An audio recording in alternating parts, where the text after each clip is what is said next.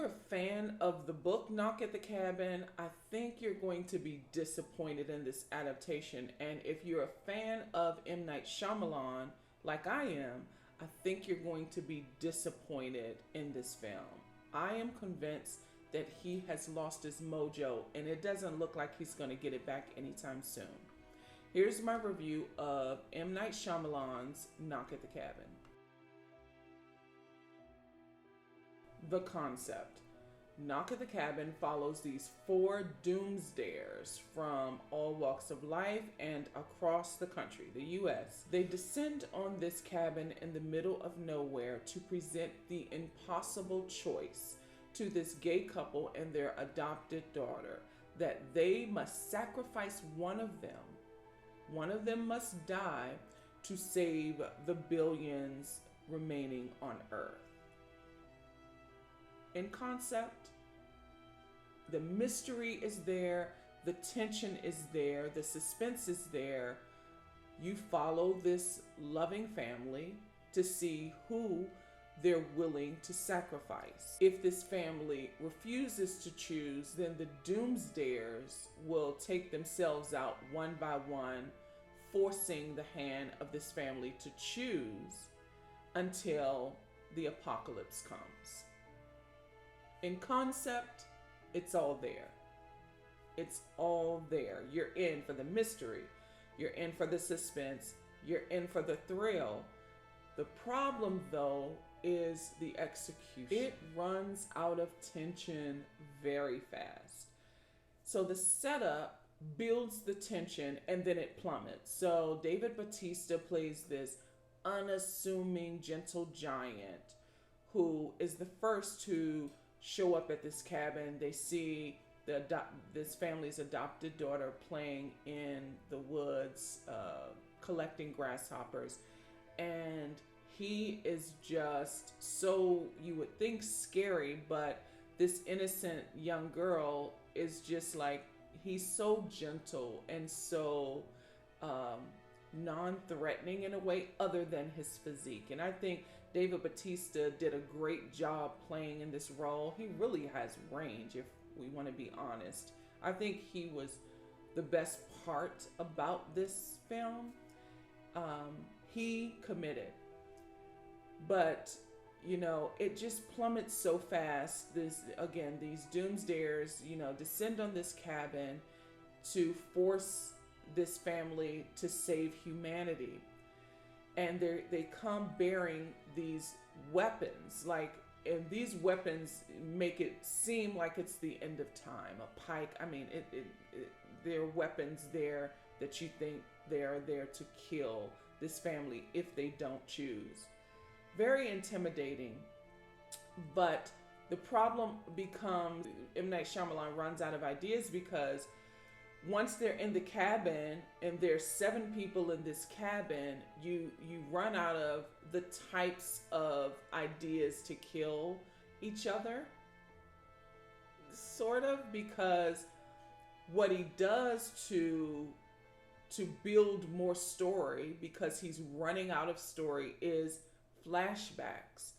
And in his flashbacks, he's trying to prove to us that this couple loves each other and they love their daughter. We don't need that, because that was already there. The flashbacks were used as a gimmick because M. Night Shyamalan runs out of story in the cabin, runs out of creative ways to tell the story, so he prolongs the runtime by using flashbacks, and it felt really gimmicky. What I didn't like most about this film, aside from the storytelling or how the story unfolds, is the camera work. M. Night Shyamalan is too professional, too long in his career to have the camera work like this. The camera work, it's so nauseating. He plays with the aspect ratio to the point that I thought it looked like a soundstage from back in the 40s and the 50s. It looked like it was a soundstage, in that the background was like a canvas. And then he has these blurred, unfocused backgrounds It looked so cheap. The camera work is nauseating. The CGI is so sloppy. The planes look like toys, and they probably were. It was almost borderline claymation. I was shocked. This is just put together so sloppily. M. Night Shyamalan has been at this for a couple of decades, and this is just, it's so disappointing. I can't believe he delivered this as a final product. And it felt like these weren't even the best takes.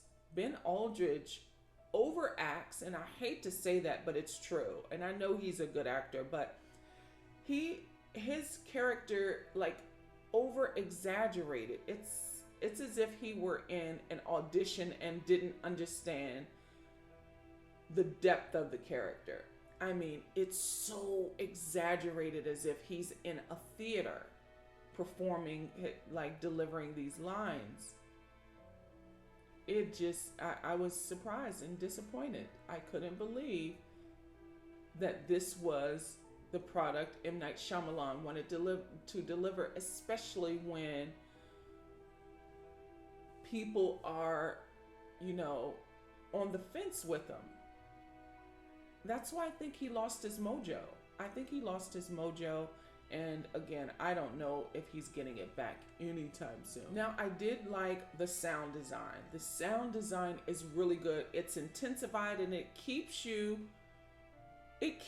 engaged enough because the sound quality is great. And again, Dave Bautista is very good as this unassuming, gentle giant. I think he is great. If you're a fan of Dave Bautista, maybe you'll like this film. Maybe you can get into this film. And there's one jump scare. Now, the rating, this is rated R, and I find there is no reason this should be rated R. So much is left to the imagination. I'll just leave it at that. There's no reason it should have been rated R. All in all, I'm disappointed in Knock at the Cabin. This could have gone to streaming, and it would have been perfectly fine to just, watch one and done. To pay to see this at the multiplex. I saw this in Dolby, and the sound was really great. I did like the sound, but to go out and see this weekend, if you have high expectations for M. Night Shyamalan, or if you are hoping that this is a great adaptation of the book, I think you're going to be disappointed.